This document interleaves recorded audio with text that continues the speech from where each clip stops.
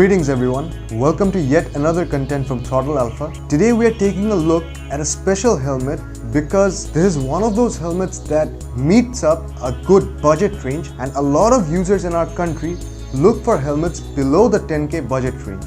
And this is one of those helmets that offers a lot in that budget range. So we're taking a look at the KYT TT Course today, and the graphics that we have here today with us is the Radiance graphics. Now GearX Bangladesh is providing KYT users with 8 graphics for the KYT TT course. In my books, the best finish yet now, in my opinion, would be the matte black finish with the black visor. Like, I dig that one a lot. But the Radiance graphics or the other graphics present for this helmet isn't bad at all. So we're gonna take a look at the pros and cons for the KYT TT course in this video. So we're gonna primarily start off with the basic factor, the shell for this helmet. Now, mainly the type or the category for this helmet is sport touring. Even though I think that when we're comparing track-oriented helmets, it has a lot of track-oriented shape influence upon its shell design. The shell is basically a thermoplastic or a polycarbonate shell.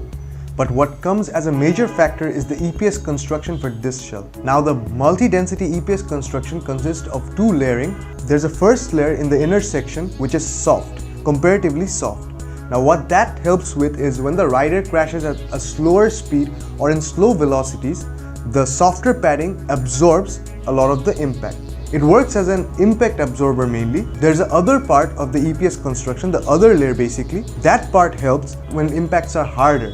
When the rider is moving in faster velocities, the second layer or the harder layer helps out with harder impact. So the dual density or the multi-density EPS construction helps in both lower speed impacts and higher speed impacts as well. And even to talk with the graphics or the overall graphics of the helmet, I think even for this Radiance graphics, it doesn't look bad at all. It has these flourishing colors popping out, and even with the matte finishes, those weren't bad at all for the budget they're offering this helmet at. And the shell size that I wore here was M, and the helmet weighs around 1450 grams and it's EC certified. And the shell also has an addition of an extended rear spoiler attached at the exhaust vent point. Coming to the second major factor about the TT course, it's the aerodynamics. It is the only helmet below the 10k budget range which offers a fully wind tunnel tested helmet. Now the aerodynamics is really good. I had the opportunity to ride with this helmet in multiple conditions today. For a 3 to 4 hours ride span, I rode it in rainy conditions, I rode it in high speed conditions, and I rode it in sunlit conditions too. I'll get to all those necessary details later, but the weight distribution has to be one of the finest in this budget range, provided when I'm tucked in or taking parallel views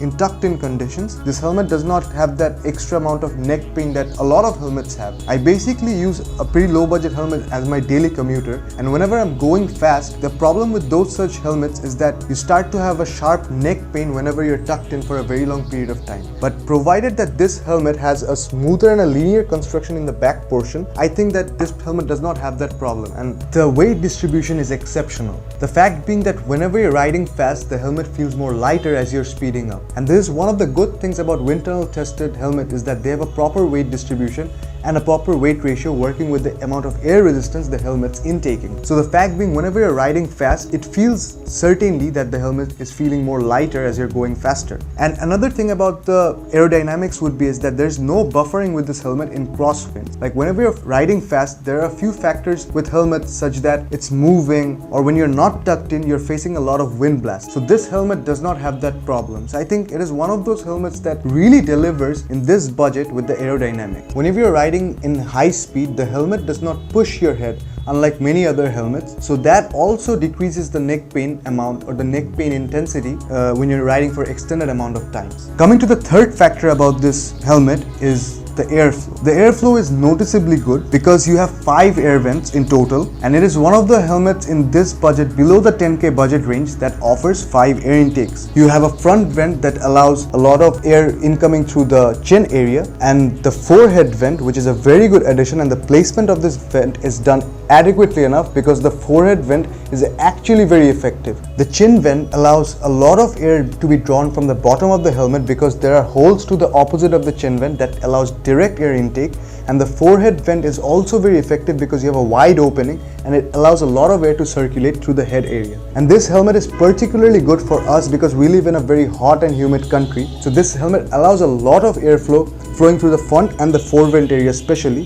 The exhausting is pretty good and the top vents are also performing. It's nothing bad, but addition with the top vents, the forehead vent is very effective, which helps with the thermal resistance as well. This helmet does not heat up that much in context of extended rides. So I think that's a very good addition with the airflow for this helmet.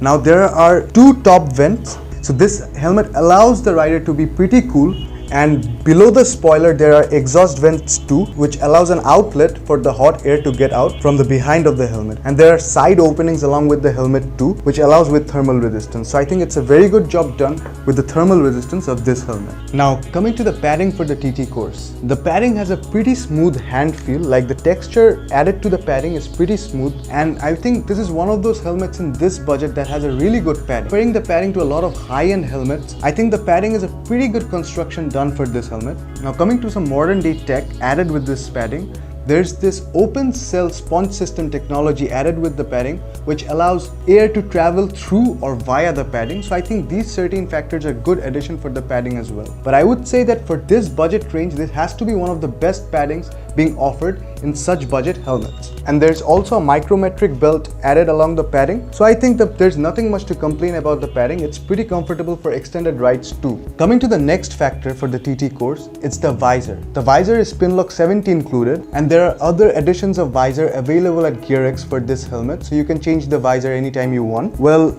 I would come to a few certain factors about this visor. This visor has excellent clarity, no doubt, and I have tested a few helmets that has a good horizontal view in the past. But in terms of vertical viewpoint, I think this helmet has a extra special design factor working. Whenever I was tucked in fast riding velocities, the visor did offer immense and very good vertical viewing angle. So I think the vertical viewing angle for this helmet is a very good job done with this visor. And another addition with the visor is that it has a UV 380 filter, which blocks the harmful UV rays from the sun. So I think that's a good addition with the visor as well. And now coming to a few cons with this helmet, I would say the first con that I noticed with this helmet was that whenever the forehead vent was open, along with the top vents as well, the noise cancellation turned out to be a bit poor. And whenever the forehead vent was closed, in intercity riding conditions, the noise cancellation was very good. So I think that the noise cancellation with the forehead vent open could be a bit of a problem for a few riders, but I think it's nothing noticeably bad. And another con with this helmet is that this helmet is not intercom ready. This can be a problem for a few riders because there are riders who are willing to apply Bluetooth communicators or intercoms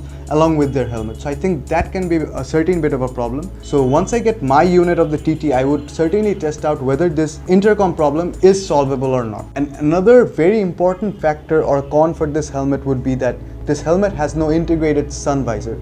And I know there's a lot to ask in this budget, but an addition of an integrated sun visor would have been very nice. So I think this is one of those things this helmet is missing out. As you're trying to portray this helmet as a sport touring option, I think an integrated sun visor is a pretty good addition in sport touring helmets. So I think that's another noticeable con with this helmet. This helmet is designed and developed in Italy, and it's made in Indonesia by KYT, where they manufacture millions of helmets each year. So I think there is no compromisation with the quality of this helmet. So this was our take with the KYT TT Course. I hope this video helped users who are willing to buy this helmet, and do hit the like button if you've liked this video, and do subscribe to our channel if you haven't subscribed yet. We'll come up with further contents ahead. Till then, stay subscribed and take care. Thank you.